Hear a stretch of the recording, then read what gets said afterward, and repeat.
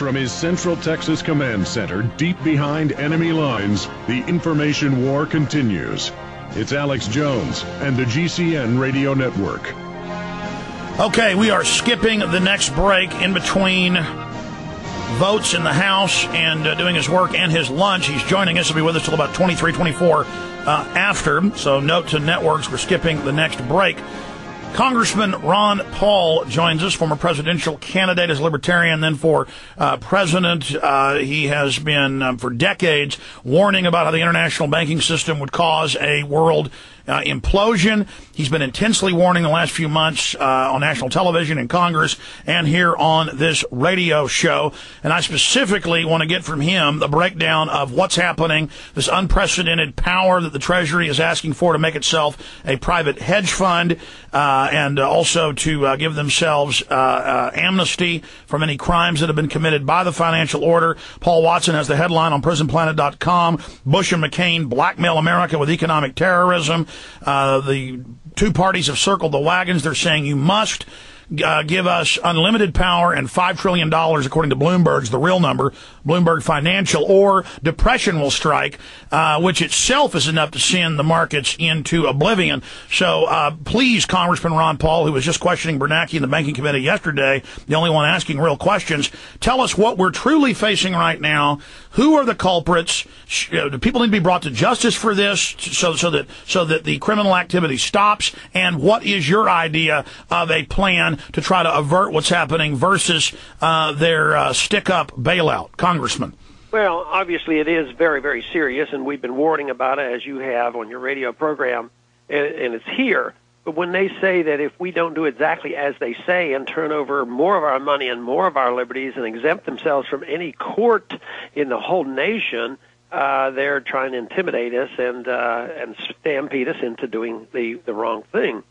But they're also right when they say that if they don't do that, we're going to have serious problems. Yes, we are, but we're going to have much more serious problems if we do what they want.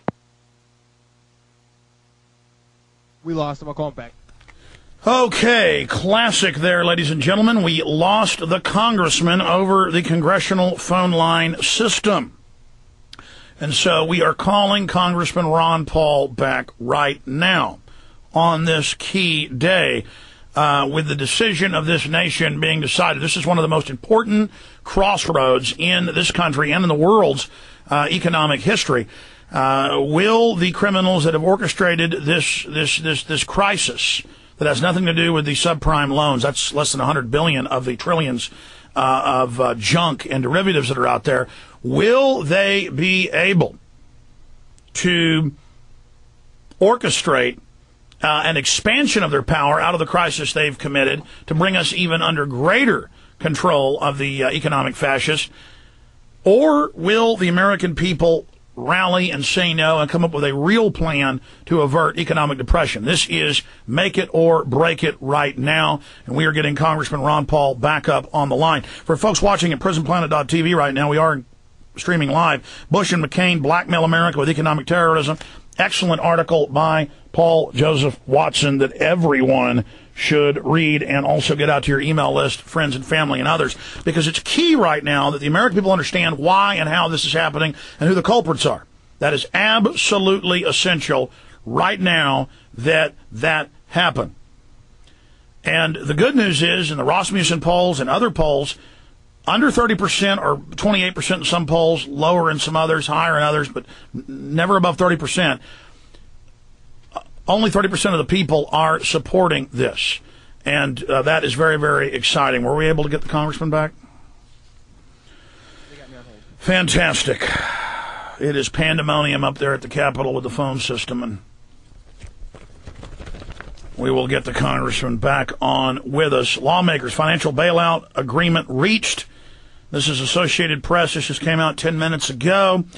Warned of possible financial panic. Key Republicans and Democrats reported agreement in principle Thursday on a $700 billion bailout of the financial industry and said they would present it to Bush administration in hopes of a vote within days. Emerging from the 2-hour negotiation session, Senator Chris Dodd, the Senate the Banking Committee chairman, said, "We are very confident that we can act expeditiously." I now expect that we will indeed have a plan that can pass the House, pass the Senate, and be signed by President, said Senator Bob Bennett, Republican, Utah. The bipartisan consensus on the general discussion of the legislation was reported just hours before President Bush was to host presidential contenders Barack Obama, John McCain, and congressional leaders at the White House for discussions on how to clear obstacles to the unpopular rescue plan. See, it's unpopular, so you have the establishment showing it's the establishment against the people, giving dictatorial powers to these private interests. He's back. Congressman, had a little snafu there, but at least we've got 10 minutes left with you. Please go back to where you were. You were dealing with the very people that have engineered this are now saying give us unlimited blank check power. Yeah, that's what they want, and they don't want any review of any court. So they want dictatorship. They want to pass all the penalty and suffering on the average person on Main Street. They talk about illiquid assets, but what they should say is assets that have no value, that everybody would know what they're talking about. And they just want to dump the real assets on us, and the bankers and others who are in special locations will pick up pieces of the good assets that were left over. And we will have a depression or recession. It's locked in place due to the previous Federal Reserve action. The only question is whether this will last 1 year or 10 years and a full decade, and we lose a lot of liberties in the meantime. And I was saying earlier that it looks like, from what I sense in this Congress, they're opting out for a decade plus of depression rather than saying, well, let's correct our ways, let's balance the budget, let's cut taxes, let's bring our troops home and do all sensible things.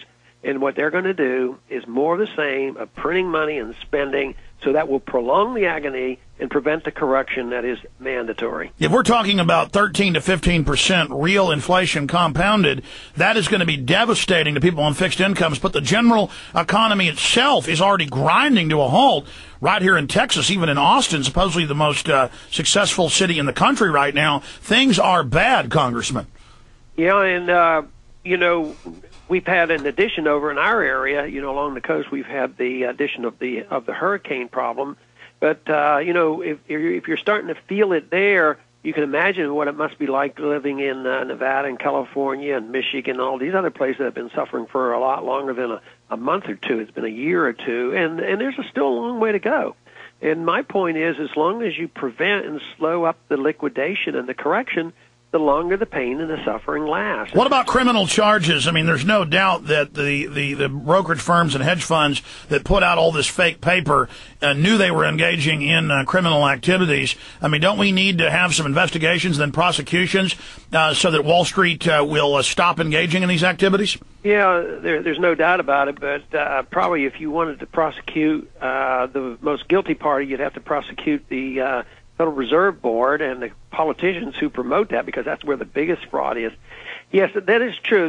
This encourages fraud and deceit and all this speculation, but I like to see that as local as possible. Just remember, not too many years ago when Enron went bankrupt, it motivated everybody to say, hey, there's not enough regulation, so they passed Sarbanes-Oxley, which was totally unnecessary and has hurt our economy. And Enron people were prosecuted under Texas anti-fraud laws. So I agree. The whole idea of getting the FBI involved, that's sort of the FBI BATF approach, and we don't like national police. So, yes, they should be convicted and put in prison when they defrauded the public. So you want to see state grand juries in the proper role under the 10th Amendment that have very serious teeth, and the crime is public, so they need to convene grand juries right now. Yeah, and we have proper authority for that, and it's and an experience with it. And I think the Enron case is a good example.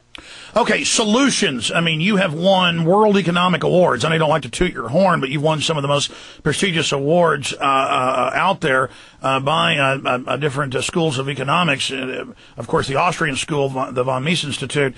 What is your plan? What would you do right now if you were the president and you were having this meeting coming up in a few hours? What would Ron Paul do? Of course, you have to realize a constitutional president is cautious about not becoming a dictator himself. I know what the policy should be, of course, and you have to find out what the Congress is going to do. But there would be a lot you could do. You could probably, I think the most important thing is to send the message that we're going to quit living beyond our means. And a president can set the standard for that. and he has the most control under the Constitution on foreign policy. He could say, look, no more wars. We're done with these wars. We're not going to take on the Russians. We're not going to go take on people in Venezuela. We're going to start talking to the Cubans and bring our troops home and save hundreds of billions of dollars. That would send a powerful message that the dollar would respond to, and actually oil prices would come down. But then you have to get a consensus. You have to get people to say, look, are you ready for a new idea about government, something that the founders knew about? Government should be limited to protecting liberties. We have to talk about unraveling the welfare state, and we have to give up our ideas of world empire. And that is the most important thing a president could do. In the meantime, the policy ought to be shrink the size of government, decrease the regulation, work toward the sound money, remove the authority of the Fed to create money out of thin air, and get tax reduction.